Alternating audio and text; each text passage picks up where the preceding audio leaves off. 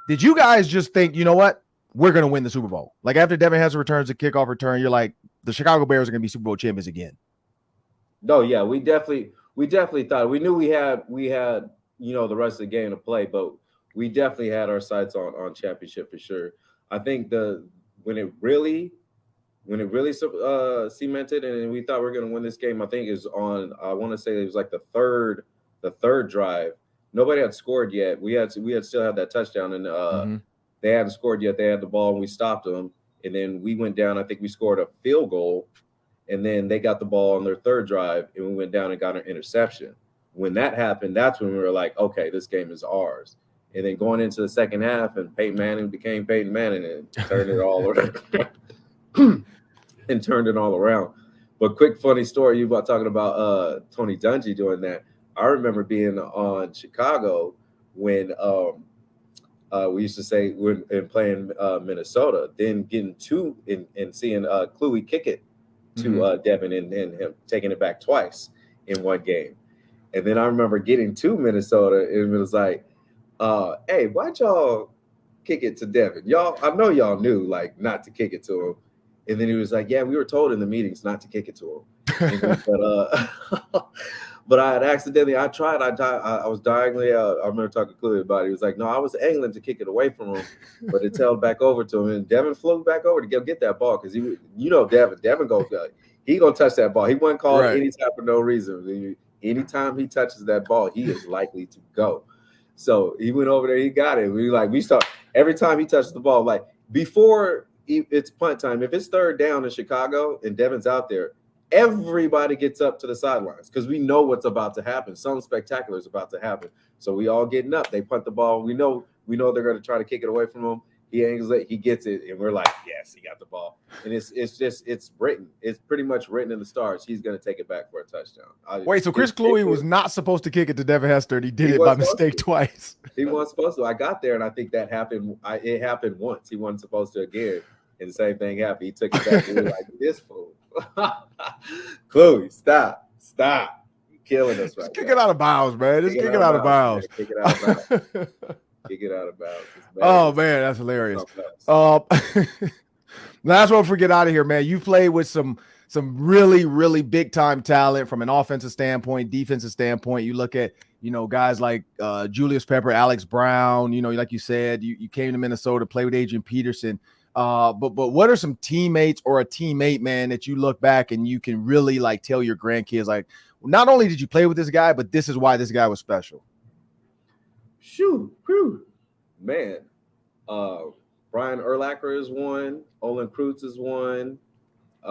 Adrian Peterson is definitely one. Devin is definitely one. And then Percy Harvin is one. Like, yeah, Percy people have people don't really have any idea. Percy was something else. I never seen. So the way Adrian ran, Adrian's a bruiser. Right. Fast, he'll pull away from you, still run through you, run you over, and it's good. But it's kind of still choppy, still kind of stops, makes cuts or whatever, but it's still powerful and he's still going to move you and still get going. Percy is like Adrian in that sense, but there's no stopping when he cuts. Right. Everything is always moving forward. It really, really, really is amazing. And we're watching one-on-ones. We're doing one-on-ones one time, and it's while Moss is out there. Mm-hmm. And Moss he's at his older age, and Moss is another guy I got to see. And Moss he's old now, and he's still like 4'4", 4'3", maybe 4'3", easy, legit. And they just did one quick step. Moss is like, watch this. I'm gonna do something. And I was just like, damn, killed him. Told him he was gonna do it. Went out there, did it, and killed him. Just one little quick step, boom. Person was like, I got that, nothing. Went out there, did the same thing, but it was so like lightning fast. The quick Percy's second and third step were already hitting the ground. He was already moving in another direction before the DV put his first foot down. It was like, bro, it was really, really, truly amazing. Like his quickness and his speed and then his power. Like people forget Percy was a running back coming out of high school. And he slimmed down he slimmed down a little bit and was like a swing all type alternative weapon, kind of like Devin Hester, like a Devin Hester in college. But when he got to the league, he slimmed down a little bit and was just used more so as a receiver. But that Percy was something else. Brian Urlacher, the first day I got out to Chicago when I was a rookie, the first time you get to the league, you want to check out. You want to measure yourself up and see, like, how do you fit? Where do you stack up at? And I'm checking out everybody. I'm checking out the defense, and I'm like, okay, yeah, this guy. And I was like, I don't know about this guy. And then I'm finally watching Brian Lack, and I'm looking and I'm seeing how he changes the defense, how he affects the defense, how he actually affects passes coming over the middle. And I'm just like, okay, just first day on day one, I was like, all right, he's legit. Legit, hands down. Olin is the same way. The voice of the locker room, leader of the locker room, that everything went through Olin. That he was the team pretty much. He's for sure the team leader, and it was everything went through what he said. Adrian, again, another special player I've never seen. I kind of had little doubts coming out when he was in college. Like, I knew he was going to be the man, but I didn't know he was going to be what he was. To me, he throughout his career, greatest running back for sure, easy, hands down. I know there was always talks, Chris Johnson and Adrian had they had battles, and I was like, man, it's easily Adrian. There's no way there's any. I haven't seen another running back better than Adrian. If it wasn't for some of the other 8 running backs in this game, in predecessor, Adrian's easily top 10. I would love to put him in top 5, but there's just been some great running backs in this game. Easy top 10 running back for sure. I think he was actually number 6 or 7 on my list when I started actually going through it, and I left some people. I didn't even put ED on my list, so it's crazy. Oh, well, yeah, exactly. I started thinking about it. I was like, Eric Dickerson came after it, and I was like, ooh, I might have to revise this list and start thinking about how many running backs, because there's a lot of great running backs. There is. There's a lot. But I want to thank Bernard Berrian for joining me on the Ron Johnson Show. I'm Ron Johnson. That's Bernard Berrian. Coming up next, we got the Daily 3. That's 3 questions. We're probably going to take a minute each today, myself and Sam, and we'll do that after a word from our sponsors. Well, man, it's always fun to catch up with friends like Bernard Berrian, but now it's time to move on to the Daily 3. As I said, that's 3 questions. Probably going to take a minute each today. Take it away, Sam. All right, Thursday night games, Ron. You've been on top of this topic. You've been lobbying against it, saying we shouldn't have extra Thursday night games. It's bad for the players. It's bad for the league. Well, there's going to be more Thursday night games, or at least more flexed Thursday night games. Thursday night games can now be flexed weeks 13 to 17, as long as there are 15 days notice. So in theory, teams could have 2 Thursday night games in a season. Do you think this is bad for the players and for the league? I think it's horrible. I think it's horrible for the players and the league. This is the one thing I say. This is the one benefit. So by week, let's say 14, 15, if you know, because Thursday night football, if you know you're playing a team that is absolute dog trash. So let's just say the Houston Texans don't get off the ground, young quarterback, rebuild. And you have the Houston Texans in week 14. Nothing against, no disrespect to the Houston Texans. And week 14 or week 15, you have the Houston Texans. But then week 16, you have let's just say, because the Detroit Lions are probably going to be good, you have the Detroit Lions next. Or let's even go with the Eagles. You have the Eagles next in week 16. I could see a coach strategically trying to figure that out late in the season. Like, you know what? We got the Texans, then the Eagles. Let's flex the Texans to Thursday night. One, because we're better than them. But that also gives us now Friday, Saturday, Sunday off to then have a Monday, Tuesday off. So I give my players 5 days off after playing the Houston Texans to then start our week on Wednesday to prepare for the Eagles. So I could see that happening, and that's the only reason I would see it of value. Other than that, I think it's dumb and it's not good for player safety. I don't know. That's just me though, Sam. Yeah, I'm with you. Also, I'm not a fan of Thursday night football because it's harder to watch. I don't have Prime normally, so I got to steal somebody else's Amazon Prime. I got to log in on the app on TV. There's just a couple extra steps there, and I don't like it. It's harder to watch. Jeff Bezos, we don't steal your Prime. We pay for it legally. Let's talk Lakers Nuggets. The Lakers came out hot, led by 15 at halftime. And then the Nuggets storm back. They outscore them by 20 in the third quarter. And Jokic hits the go-ahead shot, and then LeBron rejected at the buzzer. Nuggets win. They sweep. They go to the NBA Finals. Your thoughts? Yeah, it was tough to watch LeBron go down with the ship. The one thing I will say, he did stay in the game the whole game. The first half, he didn't rest. Like, he didn't rest 1 minute in the first half. The funniest part of that game to me, honestly, was Tristan Thompson getting interviewed at halftime. Like, the guy that's done nothing for this team, and you're going to interview him really just because you want him to talk about Bron and his adoration and love for LeBron, which he did. He talked about how, LeBron, you're not going to rest. We're going to call timeouts for you, big fella, but that's why you get paid all this money to go out here and win this game for us. In the first half, I think LeBron had like 30. He had like 30 in the first half. Like, he was on fire. He gave Dylan Brooks what Dylan Brooks had been looking for, which give me 40. LeBron gave them 30 in the first half, 40 in the game, and that's where I think it stalled out. LeBron gave so much energy in that first half. He was running on fumes in the second half because they only have 10 points in the second half, finishing with only 10 rebounds, finishing with only 9 assists. He was 1 assist away from a 40-point triple-double in a playoff series and played all 48 minutes. That's crazy. That's legendary. 48 minutes for LeBron James, the only person on the team to do it. Anthony Davis had to rest a little bit. Again, Tristan Thompson got to come in. Tristan Thompson, by the way, 4 points, 1 rebound on 10 minutes. I don't know if that's what they were looking for, but I know he was trying to do what he could do on Jokic, and he was just too small. But the Nuggets are a good team, as we said. I told you guys, if you're looking for a lock, bet on the Nuggets to win this series. And so there it is. What you got next, Sam? All right, last one. Tom Brady back in the news. He has bought an ownership stake in the Las Vegas Raiders. He's got a lot going on, Ron. I mean, he's got the Fox contract that starts next year with the color commentary. He's got the Hertz commercials. He's got the Raiders ownership now. What do you make of this next move for Tom Brady?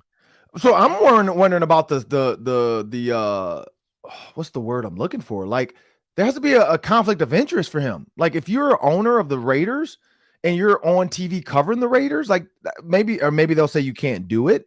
You can work on Fox, but we're not going to put you in a Raiders game. Because there has to be a conflict of interest there. Like, how can you be the owner, but then be on TV commentating the entire game about your team? Because you have to be honest and unbiased. And I think that's where it's going to get, the waters are going to get muddied. And I don't know how much he's going to make on this ownership stake, but my guess is a ton. When we see these teams now selling for billions, I'm interested to see what the valuation was, because we've all watched the Shark Tank. The valuation of when you buy in versus the valuation of when it sells. That's going to be the key for Tom Brady. But, you know, I like it. I like that a former player is doing that. I know one that doesn't get enough. John Stallworth. A lot of people don't know this. John Stallworth is a minority owner of the Pittsburgh Steelers. And so that's one that doesn't get talked about enough or at all. So I love to see former players being able to do that, because they created the game. They made the game what it is. You should let them, if they have the money, to buy in ownership and be a part of a team. Not the Patriots, not the Bucks. He went to the Raiders. My guess is Las Vegas, new facility, and he can sell his. He's going to come out with a Tom Brady avocado tequila, I'm pretty sure, and the Raiders are going to have it in their VIP. But I like the move. So, you know, I'm always a fan for players being able to go to the next level, because then you're going to open up for guys like Larry Fitzgerald, who's owner of the Suns. Maybe he's going to get part ownership in the Cardinals now. Like, I like it. I don't know. What are your thoughts?